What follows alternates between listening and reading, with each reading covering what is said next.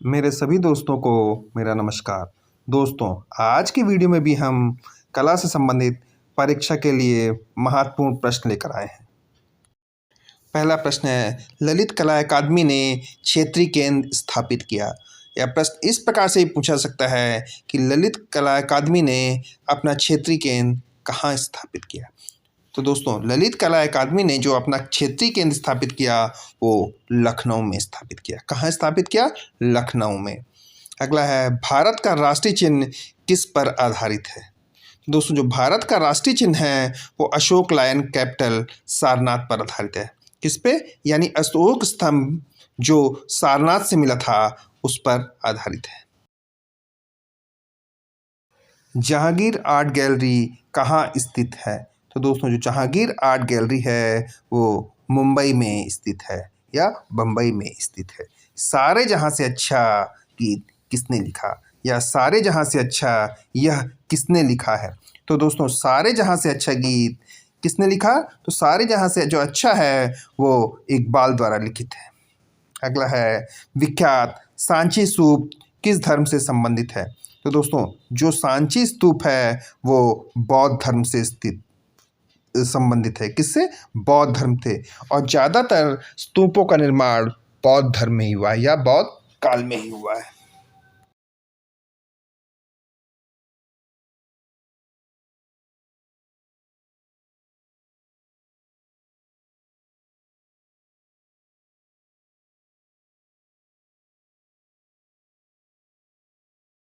अगला प्रश्न है, अलाइड आर्ट किसे कहा जाता है। प्रश्न इस प्रकार से पूछा सकता है दोस्तों कि अलाइड आर्ट किससे संबंधित है। तो दोस्तों, जो अलाइड आर्ट है वो कॉमर्शियल आर्ट से संबंधित है। किससे? कॉमर्शियल आर्ट से संबंधित है। अगला है, प्राथमिक रंगों की संख्या क्या है, या प्राथमिक रंगों की संख्या कितनी होती है, या प्राथमिक रंगों की संख्या। तो दोस्तों, जो प्राथमिक रंग हैं उनकी संख्या 3 है। कितनी है? प्राथमिक रंगों की संख्या 3। अगला है, भारतीय कला का स्वर्ण काल किसे कहा जा सकता है। प्रश्न क्या है? भारतीय कला का स्वर्ण काल किसे कहा जाता है, या ये भी कह सकते हैं कि भारतीय कला का स्वर्ण काल किसे कहा गया है।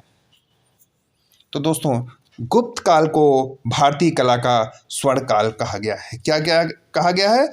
गुप्त काल को भारतीय कला का स्वर्ण काल भी कहा गया है। इसके साथ ही है दोस्तों कि गुप्त काल में मंदिरों का निर्माण बहुत अधिक मात्रा में हुआ। इसका निर्माण हुआ गुप्त काल में, मंदिरों का निर्माण। अगला प्रश्न है दोस्तों, अशोक के अभिलेख की लिपि क्या है, या अशोक के अभिलेख किस भाषा में लिखे गए। तो दोस्तों, जो अशोक के अभिलेख हैं वो ब्राह्मी भाषा में लिखे गए। किस में लिखे गए? ब्राह्मी भाषा में। अगला है, अमरावती का स्तूप का निर्माण किससे हुआ। प्रश्न एक बार फिर से देख लीजिए कि अमरावती के स्तूप का निर्माण किससे हुआ। तो दोस्तों, जो अमरावती के स्तूप हैं उसका निर्माण संगमरमर द्वारा हुआ। किसके द्वारा? संगमरमर के द्वारा। अगला प्रश्न है, भरूच स्तूप की खोज किसने की थी। तो दोस्तों, भरूच स्तूप की खोज कर्निघन ने की थी। किसने? डॉक्टर कर्निघन ने भरूच स्तूप की खोज की। अगला प्रश्न है दोस्तों, सर्वप्रथम पहाड़ी शैली ने किस रूप में जन्म लिया। प्रश्न देख लीजिए, सर्वप्रथम पहाड़ी कला ने किस रूप में जन्म लिया।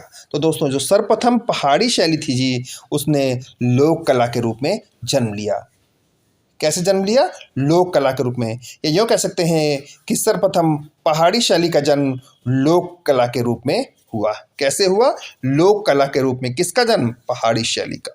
अगला है, हमजा नामा पुस्तक का चित्रण किसके शासन काल में शुरू हुआ। प्रश्न दो प्रकार से पूछा जाता है कि हमजा नामा का चित्रण किस काल में पूरा हुआ। किसके काल में पूरा हुआ और किसके काल में शुरू हुआ।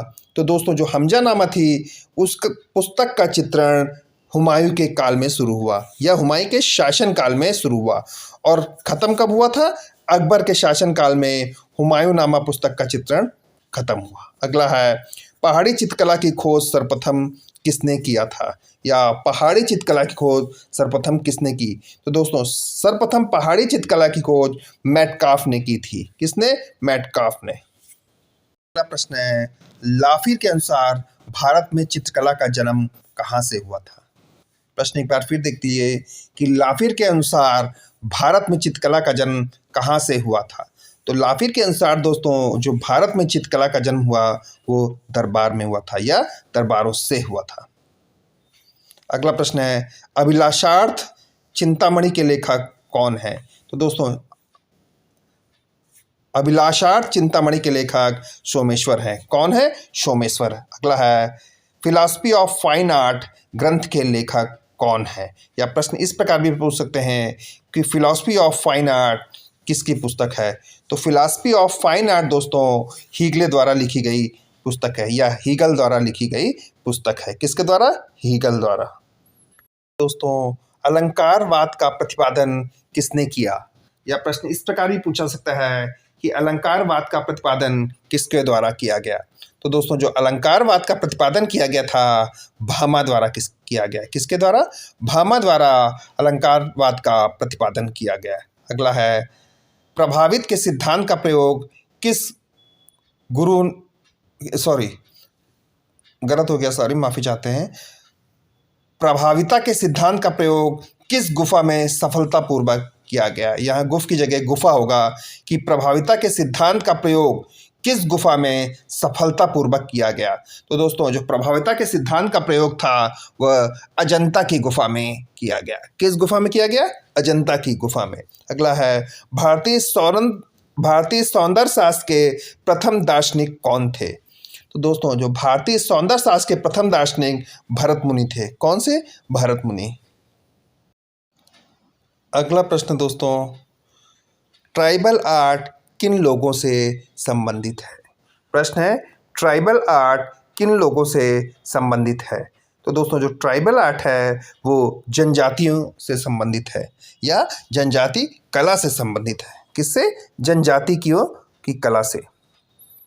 प्रश्न एक बार फिर देख लिए, ट्राइबल आर्ट किन लोगों से संबंधित है? तो दोस्तों ट्राइबल आर्ट जो है जनजातियों से संबंधित है या जनजातियों की कला से संबंधित है। अगला है, सबसे अधिक कृष्ण लीला के चित्र किस शैली में बने? तो दोस्तों जो सबसे अधिक कृष्ण लीला के चित्र बने थे वह पहाड़ी शैली में बने थे। किस में बने थे? पहाड़ी शैली में। अगला है, कांगड़ा का सबसे कला प्रेमी राजा कौन था या कांगड़ा का सबसे कला प्रेमी शासक कौन था? तो दोस्तों जो कांगड़ा कला थी उसका सबसे कला प्रेमी शासक संसार चंद था। कौन था? संसार चंद कांगड़ा का सबसे कला प्रेमी शासक था या राजा था।